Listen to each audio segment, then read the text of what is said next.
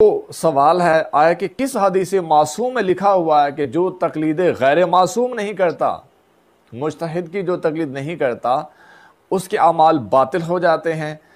اس بات کو قرآن و حدیث سے ثابت کیا جائے، اور اگر اسے ثابت نہ کر سکے تو یہ عقیدہ بھی آپ کا من گھڑت ثابت ہو جائے گا۔ تو یہ عقیدہ بھی آپ کا من گڑت۔ اچھا، وہ آگے والی مگر یہ کہ وہ والی بارہ چھوڑ دی؟ خیر اس ہاں، کو یہی تو پرابلم ہے کہ جب ہم انہیں کہتے ہیں کہ جب آپ کے ہمارے جب فقہا یہ کہتے ہیں کہ بغیر تقلید کے عمل باطل ہے، تو آپ پورا مسئلہ کیوں نہیں پڑھتے؟ آپ پورا مسئلہ پڑھا کریں نا۔ یہ تو ایسی ہے کہ قرآن کی وہ آدھی آیت پڑھتے ہیں کہ لا تقربوا الصلاۃ، نماز کے قریب نہیں جانا، آگے چھوڑ دیتے ہیں بھئی نماز کے قریب کب نہیں جانا، اس کی شرائط کیا ہیں۔ اسی طریقے سے جب فقیہ لکھ رہا ہے کہ تقلید کے بغیر آپ کا عمل باطل ہے، تو وہ باطل کب ہوگا، وہ آگے نہیں پڑھتے کہ کب باطل ہوگا، وہ ساری عبارت پڑھیں تو پھر ہے نا۔ یہاں سب سے پہلے میں اپنی طرف سے جواب دینے کی بجائے جو رہبر معظم کی یہ توضیح المسائل دکھا رہے ہیں وہ میرے پاس موجود ہے، تو ان کو وہ اسکرین شیئر پہ ہم کیا دکھا دیتے ہیں کہ پوری عبارت پڑھیں، پوری عبارت پڑھ لیتے ہیں، پھر آتے ہیں کہ کیا سوال ان کا بنتا ہے۔ پہلے تو سوال ان کا سیدھا کریں تاکہ آپ کا عقیدہ باطل نہ ہو۔ توضیح المسائل ہے، یعنی سوالات کے جوابات ہیں رہبر معظم کے۔ یہاں پہ جو تقلید کا مطلب ہے، یہاں پہ صفحہ نمبر 38 احتیاط کا، یہ دیکھیں 3 رسے، اجتہاد، احتیاط، تقلید کا مطلب۔ اب وہ پچھلی دفعہ جو ہے وہ احتیاط کی ہم نے تفسیر بیان کی تھی، تو وہ کچھ مومنین نے کہا کہ یہ آپ نے غلط معنی احتیاط کا بیان کیا۔ ابھی لکھا ہے آیت اللہ سید الخامنہ نے احتیاط کا مطلب لکھا ہے، وہاں سے پڑھ لیں، بلکہ خود ممتاز نقوی صاحب یہاں سے پڑھ لیں کہ احتیاط کا مطلب یہ نہیں ہوتا کہ چھوٹا عالم ہو کوئی۔ اچھا، تقلید کا مطلب، تقلید کا مطلب کیا ہے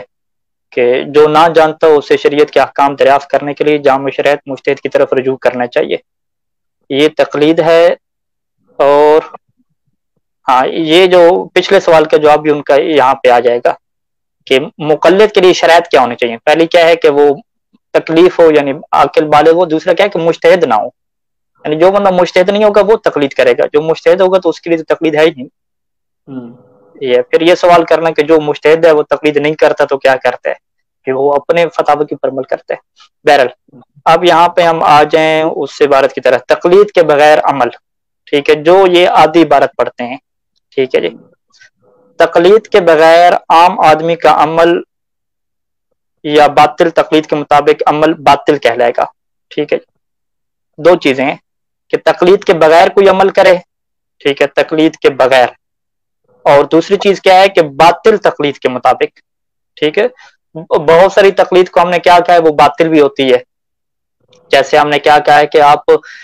کسی بندے کے بارے میں تحقیق ہی نہ کریں کہ یہ آیا مجتہد ہے یا مجتہد نہیں ہے، فقیہ ہے یا فقیہ نہیں ہے، عادل ہے، نیک ہے، کرپٹ ہے، کوئی تحقیق نہیں کی، بس آپ نے یہ دیکھا کہ مجھے اپنی مرضی کا فتویٰ چاہیے تھا، تو اس کا جو فتویٰ ہے نا وہ میری مرضی کے مطابق نکل آیا، اسے ہم کیا کہتے ہیں، خواہش نفس کے مطابق کیا چلنا، تو یہ کیا ہو گیا، باطل تقلید۔ اب وہ کیا کرتے ہیں یہاں پہ پوری عبارت کیا نہیں دیکھتے، یہاں پہ آ گیا کہ اس کا عمل باطل کہلائے گا، مگر یہ کو چھوڑ دیا بھئی ساری بات ہی مگر یہ کہ میں ہے، آپ اس کو پڑھیں تو صحیح، مگر یہ کہ کیا لکھے ہوئے،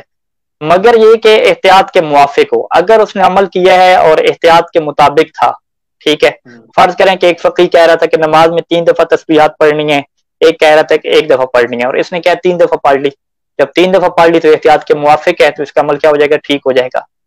یا فرض کریں کہ نکاح میں آ جائیں، نکاح میں ایک فقیہ کہہ رہا تھا کہ عربی زبان میں پڑھنا ہے نکاح کا صیغہ، ایک کہہ رہا تھا کہ اردو میں پڑھ لیں تو ہو جائے گا، ایک کہہ رہا تھا کہ چلیں اردو میں بھی نہ پڑھیں، بس فقط لکھ لیں اور دستخط ہو جائیں تو یہ بھی کیا نکاح ہو جائے گا۔ اب اس نے کیا کیا، اس نے عربی میں پڑھا، یعنی احتیاط کے مطابق عمل کیا، عربی کو تو سب قبول کرتے ہیں، تو یہ جب اس کا عمل احتیاط کے مطابق ہے تو یہ بھی کیا باطل نہیں ہوگا،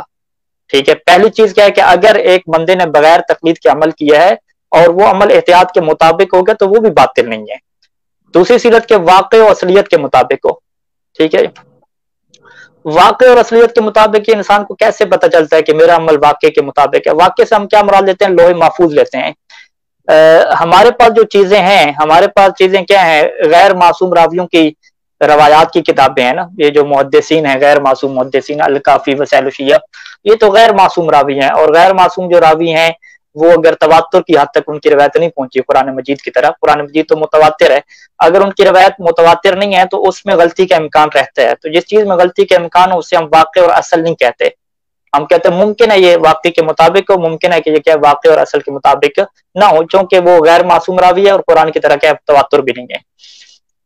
تو اب اگر ایک انسان کو پتہ چل جائے کہ میرا عمل واقعی کے مطابق تھا، وہ اسے کیسے پتہ چلے گا؟ تو ہم کہتے ہیں کہ اس سے ایسے پتہ چلے گا کہ اگر اس کی امام زمانہ سے ملاقات ہوتی ہے، امام زمانہ سے ملاقات ہوئی اور امام نے بتایا کہ یہ جو تم عمل کرتے آ رہے ہو یہ بالکل ٹھیک تم عمل کر رہے ہو، تو یہاں پر بھی اس کا عمل کیا ہو جائے گا؟ صحیح ہو جائے گا، کیونکہ اس کو خود معصوم سے اس کی ملاقات ہوگی اور معصوم نے اسے بتلا دیا کہ تمہارا عمل کیا واقعی کے مطابق ہے، اگرچہ ایک فرضی صورتحال ہے۔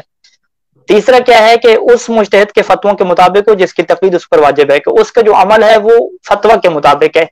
اس فقیہ کے فتویٰ کے مطابق ہے کہ جس کی تقلید کرنا اس کے اوپر کیا تھا؟ واجب تھا۔ یعنی اس بندے نے آ کے پوچھا بھائی میں نے جو ابھی نکاح ہوا ہے ہمارے والدین کا، یا ہمارے والدین جو نمازیں پڑھتے رہے، یا میں جو نمازیں اور روزے پڑھتا رہا، میں تو کسی کی تقلید نہیں کرتا تھا، تو اب آپ بتائیں کہ کیا میرے جو اعمال ہیں وہ باطل ہو جائیں گے؟ ہم کہیں گے تو اپنا طریقہ بتاؤ تم کیسے کرتے۔ تو اگر اس نے ہمیں طریقہ بتایا اور بالکل اس نے ٹھیک عمل کیا ہے، یعنی جس طریقے سے یہ سیسانی کا فتویٰ تھا اس کے مطابق اس نے ٹھیک عمل کیا ہے، جب اس نے ٹھیک عمل کیا تو وہ باطل نہیں ہوگا، وہ ٹھیک ہو جائے گا، ٹھیک ہے۔ تو لہذا جب بھی فقیہ کہتا ہے کہ بغیر تقلید کے عمل باطل ہوتا ہے تو میری گزارش ہے کہ آپ پوری عبارت کیا اس کی پڑھا کریں۔ تو جی شہباز صاحب، تو اسی وجہ سے ہم نے کہا ہے کہ تقلید کیا ہے؟ ایک ذریعہ ہے، ایک کیا ہے آپ کے پاس ایک وسیلہ ہے کہ اس کے ذریعے سے آپ نے کیا ہے صحیح عمل تک پہنچنا ہے، کیونکہ نہ تو آپ قرآن و حدیث کا خود سٹڈی کر رہے ہیں کہ آپ وہاں سے حکم شریعہ اپنا معلوم کریں، ٹھیک ہے، نہ آپ احتیاط کے مطابق عمل کر رہے ہیں، تو آپ کو کسی فقیہ کے اوپر بھروسہ کرنا ہے، ڈیپینڈ کرنا ہے،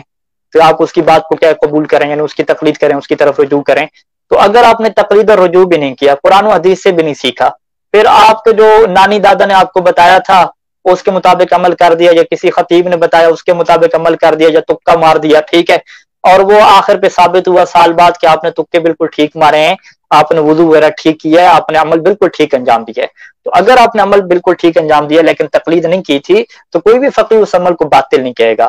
سارے کے سارے فقیہ کہتے ہیں کہ بالکل جی آپ کا عمل ٹھیک ہے،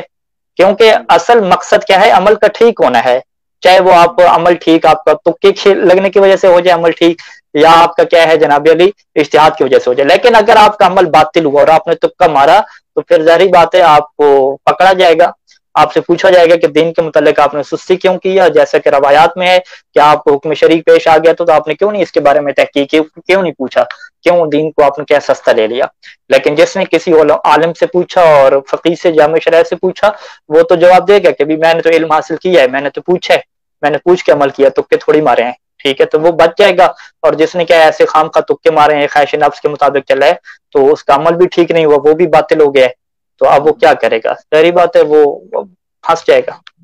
یہ ممتاز نقوی صاحب سے ہم پوچھیں گے جو کہہ رہے ہیں نا مجھے قرآن و حدیث سے جواب دیا جائے کہ یہ کہاں سے آپ نے ثابت کیا ہے کہ جو بندہ تقلید نہیں کرتا اس کا عمل باطل ہے۔